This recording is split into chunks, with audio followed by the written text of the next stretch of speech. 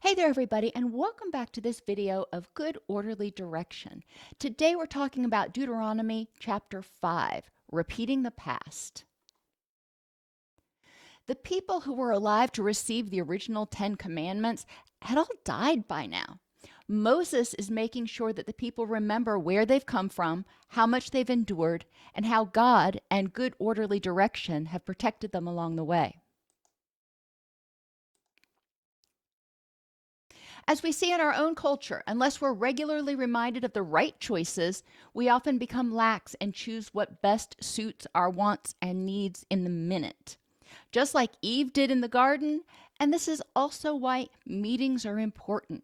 It helps us reflect and be reminded where we came from and the importance of our choices. The Lord spoke to you face to face out of the fire on the mountains, said Moses. I am the Lord your God who brought you out of Egypt, out of the land of slavery. You shall have no other gods besides me. It is by uniting as a people under good orderly direction that they were able to escape Egypt and survive the wilderness. So while we don't necessarily have wilderness per se, or at least most of us don't in these days, how does uniting with others that follow good orderly direction, and how does following good orderly direction help you escape the wilderness of your addiction, of your mental health issues, of your distress? Initially, it may not seem significant, but as time goes by, people become less mindful of good orderly direction if they don't focus on it. Just like keeping your house up or anything else that you do that may not be the most fun thing, if we're not focusing on it, we tend to fall away from it and fall back into old habits that tend to be more lazy, more self-gratifying, if you will. The less connected a person is to a community guided by good orderly direction, the more likely they are to fall away and experience hardships. It can be really helpful to have people around you that are doing the same thing. They're all doing the next right thing. Because then not only are we reminded that we need to do it, but we're seeing other people do it. So we're reading about it, we're thinking about it, we're meditating on it, and we are also watching other people do it. And that's one of those things. We like to be accepted in a community. And if we know that to be part of this community, we need to follow good orderly direction, we're more likely to do it. Good orderly direction perfects. And we're going to talk about this mnemonic repeatedly throughout these next, 100, 150 videos. But it's important to recognize that good orderly direction teaches us to be prudent. That means get all the facts in the context at this time. Instead of acting impulsively or doing things that are gluttonous, where we're taking too much, we don't need it. It's not prudent to stockpile all this stuff right now. It's not something we need. So prudence is really important because it combines wisdom and knowledge and patience. It says, okay, let me take a beat and consider what are the facts in this context at this time, and what is the best way to apply this knowledge to help me move toward my rich and meaningful life.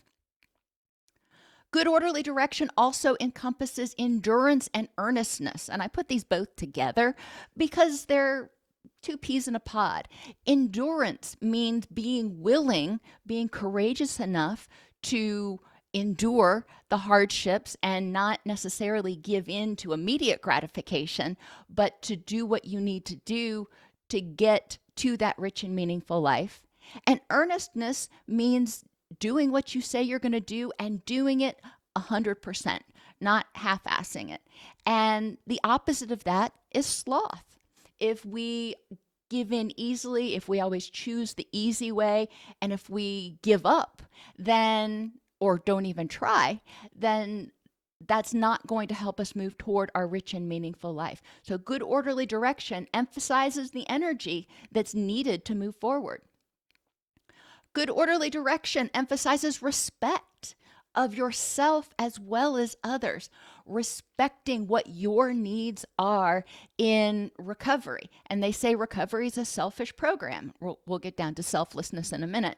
But it's important to understand that in order to be good to anybody else, in order to be around, in order to be healthy, you have to respect your needs. You have to recognize what your needs are so you can stay healthy and recharged. And respecting others' boundaries and respecting what they have or what they don't have, whatever it is.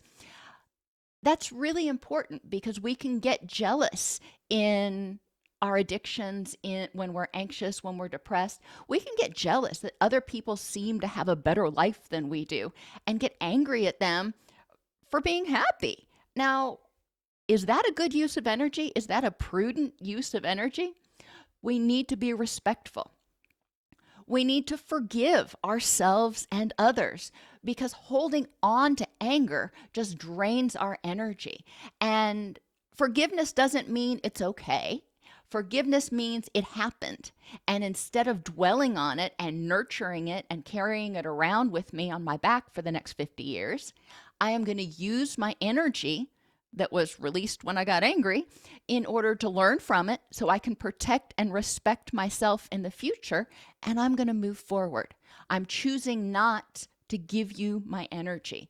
I'm recognizing that it's more prudent to use the energy to learn and move forward than to continue to stay tethered to you through resentments.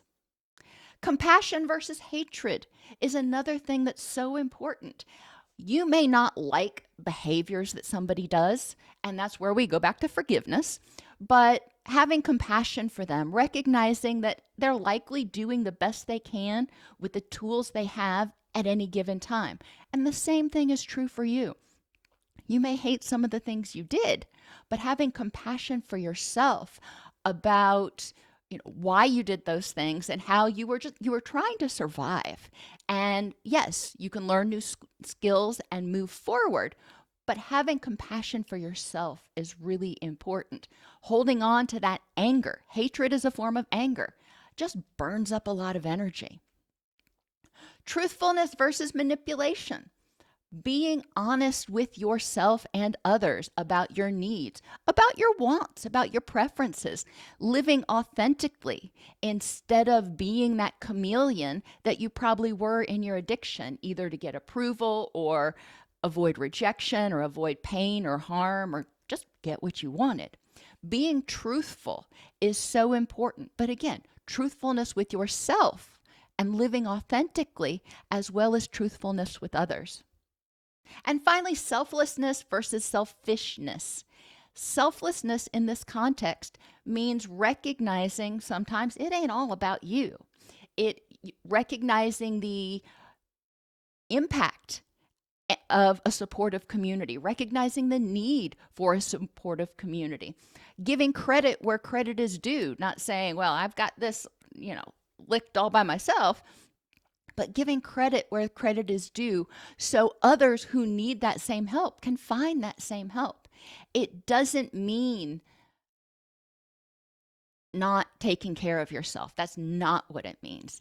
But it means getting outside of yourself and not making yourself the center of somebody else's world or somebody else's recovery. It is a community. It's a group effort.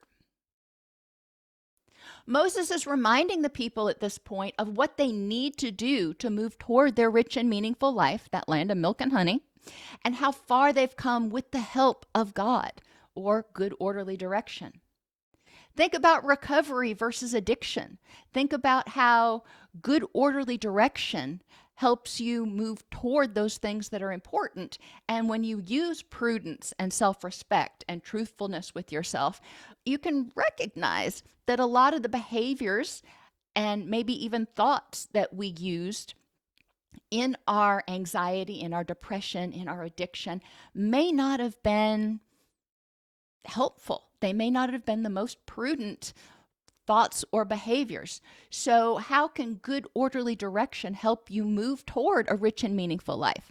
How can it help you build a community that's supportive of you and where you can support others? How could, in general, our culture be improved if everybody followed good, orderly direction?